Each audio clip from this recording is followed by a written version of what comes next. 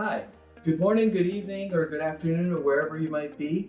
I'm Garry W. I'm one of the board-certified sports medicine physicians here at OrthoVirginia.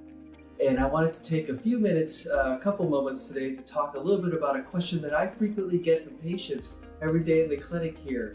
And that question is, what are bone spurs in the context of arthritis or joint disease? What are bone spurs? How do they form and what do they mean? And so to start to understand how bone spurs form and what they are, we need to kind of review a little bit about the problem that is osteoarthritis, because that's really the most common place that we often see bone spurs around the joint.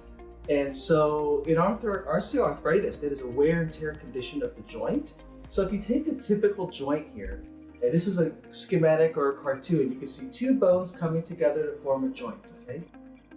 And the ends of the bone are capped with this thin layer of cartilage, okay, that allows the bones to rub together and slide past each other as we move our bodies, and which is represented by this light blue cap on top of this kind of peach orange colored bone right here.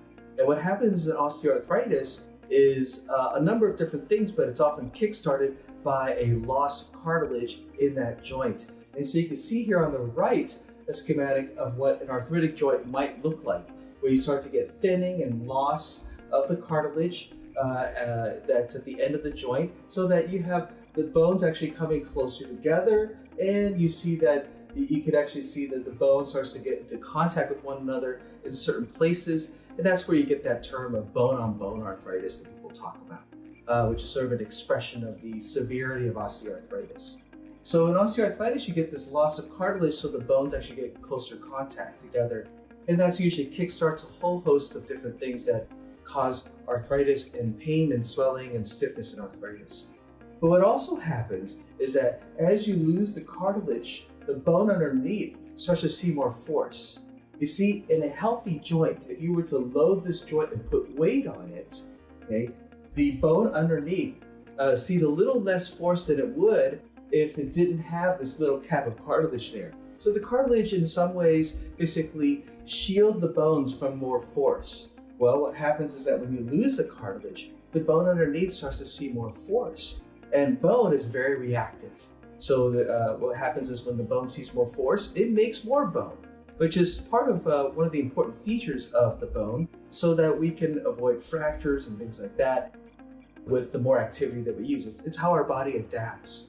But in this case, the adaptation is reacting to a problem, which is a loss of cartilage. So as you start to have less cartilage, you have more force in the bone, and the bone reacts by depositing more bone, okay? And then the surface of the bone underneath that layer of cartilage starts to deposit more bone, gets thicker, and if it keeps going, that depositing of bone spills over the side, and you can get spurs that grow out almost like mushroom tops.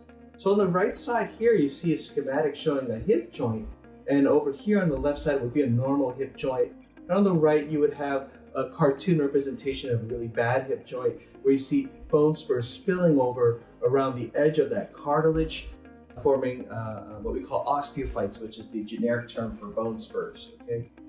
So here's another diagram showing what that might look like in the knee. So the thing is, that's how bone spurs form. They can, most of the time when people have pain across the whole joint, it's usually caused by the arthritis process, the pain, and not really specifically caused by a particular bone spur that's sticking out.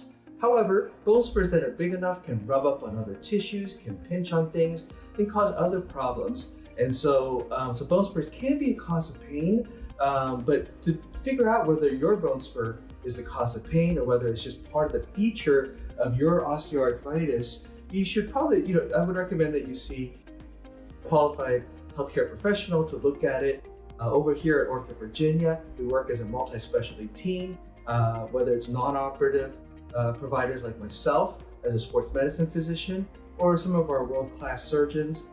We do work together to figure out what's the cause of your pain in osteoarthritis and to create a customized treatment plan for you. So if you have further questions, come on in to OrthoVirginia. We're happy to be here and we're happy to help.